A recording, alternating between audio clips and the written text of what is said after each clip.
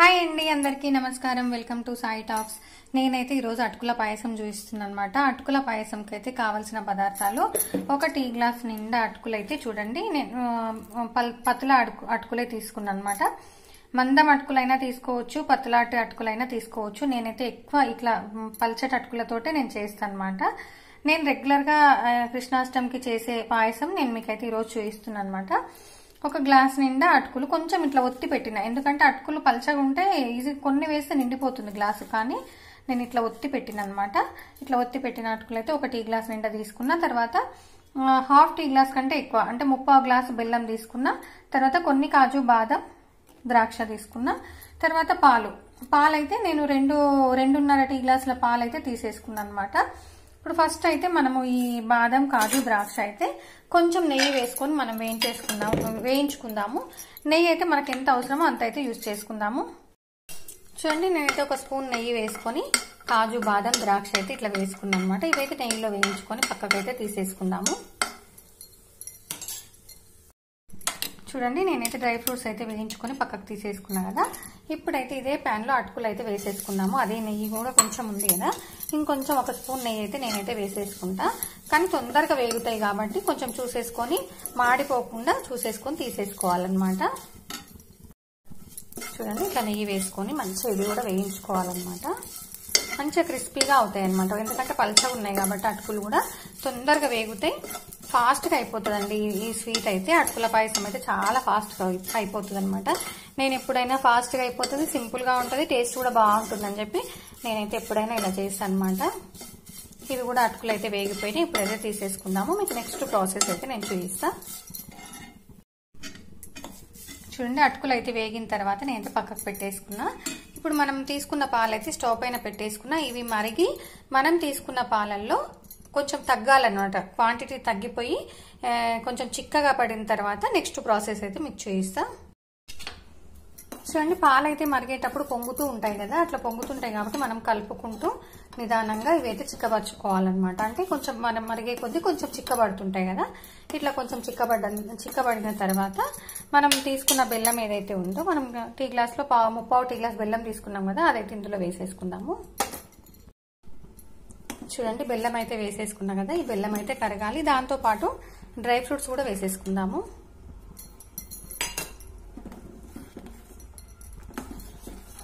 చూడండి, పాలైతే కొంచెం చిక్కబడాలి. చిక్కబడిన తర్వాత బెల్లం వేసుకొని డ్రై ఫ్రూట్స్ వేసుకొని ఈ బెల్లం అంతా మంచిగా కరిగి కొంచెం మళ్ళీ పాలైతే కొంచెం మరగాలన్నమాట.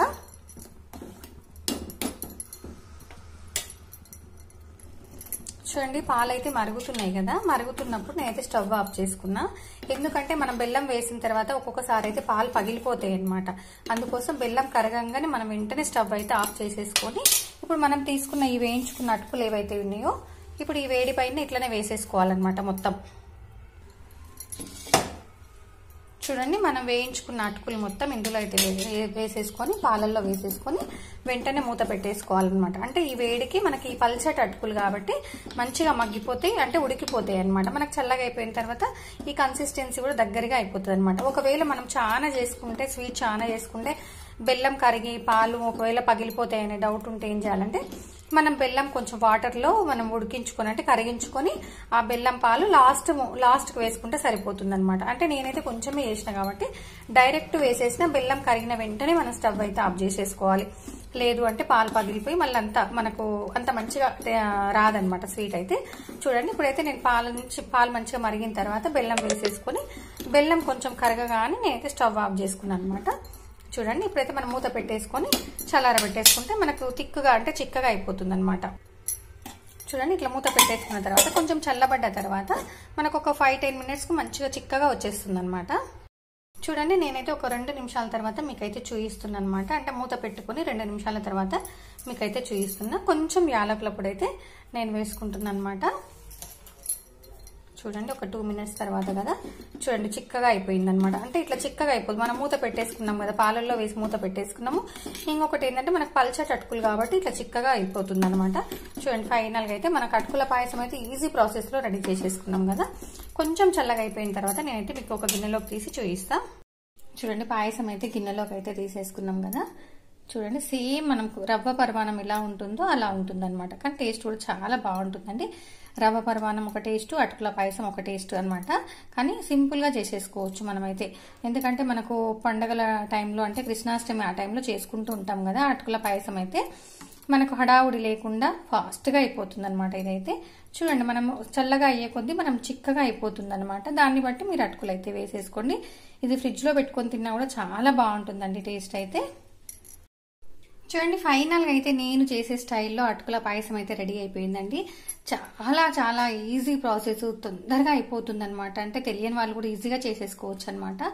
ఇదైతే మనం బెల్లం వేసినా కదా, నేనైతే రెగ్యులర్ గా చక్కెరనే వేస్తా, కానీ ఈ రోజు నేను బెల్లంతో చూపించాలి ఈ వీడియో అని చెప్పి నేనైతే బెల్లం వేసిన. ఒకవేళ బెల్లము పాలల్లో చాలాసేపు ఉంటే ఒక్కొక్కసారి పాలు పగిలిపోతూ ఉంటాయి అనమాట. అందుకోసం బెల్లం మాత్రం కొంచెం వాటర్లో కరిగించి మనం లాస్ట్ అటుకులు వేసే టైంలో ఆ బెల్లం నీళ్ళు అందులో కలిపేసి, వేడి మీదనే బెల్లం నీళ్ళు కలిపేసి మనం అటుకులు అందులో వేసేసుకొని మూత పెట్టేసుకుంటే సరిపోతుంది అనమాట. ఫైనల్ గా అయితే టేస్టీ అటుకుల పాయసం అయితే రెడీ అయిపోయిందండి. చాలా మంచి స్మెల్ అయితే వస్తుంది, టేస్ట్ కూడా చాలా బాగుంటుందండి. అటుకులతోటి కాబట్టి ఇంకా మంచి టేస్ట్ అయితే వస్తుంది అనమాట.